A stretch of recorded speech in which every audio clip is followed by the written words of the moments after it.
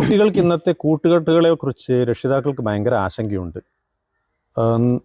എത്ര നല്ല കൂട്ടുകെട്ടുകളാണെങ്കിലും കുട്ടികളെ അത് അങ്ങനെ അംഗീകരിക്കാൻ രക്ഷിതാക്കൾക്ക് കഴിയാറില്ല.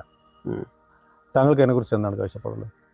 കൂട്ടുകാരെ നിഷേധിക്കുക എന്ന് പറഞ്ഞാൽ സമൂഹത്തിൽ നിന്ന് കുട്ടികളെ അകറ്റുക എന്നാണ് അതിനുള്ള മറുപടി പറയാനുള്ളത്.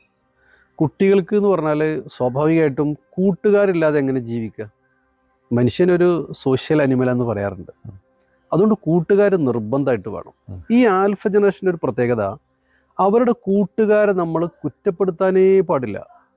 അവരൊരു പക്ഷം ഒരു പക്ഷേ ഒരു കുട്ടി എന്തെങ്കിലും ഒരു ആപത്തിൽപ്പെട്ട സമയത്ത് ഈ കൂട്ടുകാരായിരിക്കും അവൻ രക്ഷപ്പെടുത്തിയിട്ടുണ്ടാവുക. ഉപ്പ എവിടെയുള്ളത്?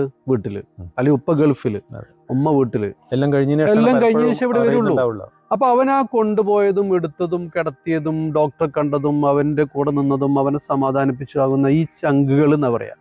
ഈ ഫ്രണ്ട്സ് വേണ്ട എന്നെങ്ങനെ പറയാം? അതുകൊണ്ട് ഫ്രണ്ട്സുകൾ ഉണ്ടാകുന്നത് വളരെ പ്രധാനമാണ്. കളിക്കണമെങ്കിൽ ഫ്രണ്ട്സ്, യാത്ര പോകണമെങ്കിൽ ഫ്രണ്ട്സ്, അഭിപ്രായം പോലും ചിലപ്പോൾ ചോദിക്കലും ഉപ്പാനോടും ഉമ്മാനോടും അല്ല ഇപ്പോഴത്തെ കുട്ടികൾ, ഫ്രണ്ട്സിനോടാണ്. തീർച്ചയായിട്ടും ചില രക്ഷിതാക്കൾക്ക് കുട്ടി പഠിക്കുന്ന കോഴ്സ് പോലും അറിയില്ല, പക്ഷെ ഫ്രണ്ട്സിനെ അറിയും. ചിലപ്പം രക്ഷിതാക്കളോട് വിളിക്കുന്നുണ്ടല്ലോ കുട്ടി, പക്ഷെ എന്തായാലും കൂട്ടുകാർ വഴി എല്ലാം അറിയും. അപ്പൊ കൂട്ടുകാർ എന്ന് പറയുന്നത് വളരെ പ്രധാനപ്പെട്ട ഒരു കാര്യമായതുകൊണ്ട് കൂട്ടുകാരിൽ നിന്നൊരിക്കലും മക്കളെ അകറ്റാൻ പാടില്ല.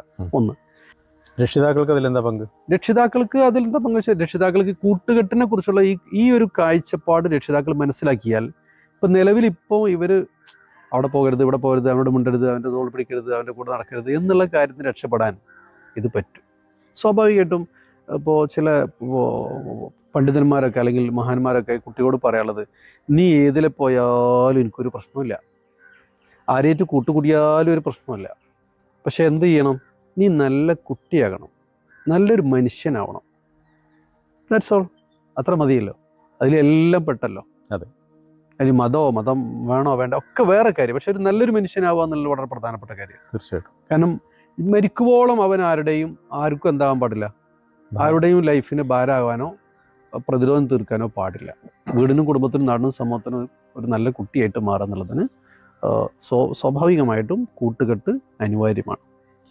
ഇപ്പം നമ്മൾ ചെയ്യാവുന്നൊരു കാര്യമുണ്ട്. ഇപ്പോൾ അങ്ങനെയാണെങ്കിലും വഴിതെറ്റുന്നില്ലേ എന്നൊരു ചോദ്യമാണ് വരുന്നതെങ്കിൽ സ്വാഭാവികമായിട്ടും എൻ്റെ മോൻ്റെ കൂട്ടുകാരൻ ഞാൻ അറിഞ്ഞാൽ മതി, അവരെ ഞാനും കോണ്ടാക്ട് ചെയ്താൽ മതി. മാത്രമല്ല അവരെ വീട്ടിലേക്ക് ഇവനെയും കൂട്ടി ടൂറ് പോയാൽ മതി, അവിടെ നിന്ന് താമസിച്ചാൽ മതി. അവരുടെ കൂട്ടുകാരൻ നമ്മളും ഇങ്ങോട്ടും കൊണ്ടുവരിക. എന്നിട്ട് എന്ത് ചെയ്യുക? അപ്പോൾ എന്ത്, നമുക്ക് ഇവരെ കുറിച്ച് എല്ലാവരെ കുറിച്ചും നല്ലൊരു കാഴ്ചപ്പാടായി. പിന്നെ നേരത്തെ നിങ്ങളിപ്പോൾ പറഞ്ഞ പോലെ തന്നെ ഒരു ആൺകുട്ടിയുടെ ഏറ്റവും നല്ല ഫ്രണ്ട് ആവേണ്ടത് അവൻ്റെ പിതാവ് തന്നെയാണ്.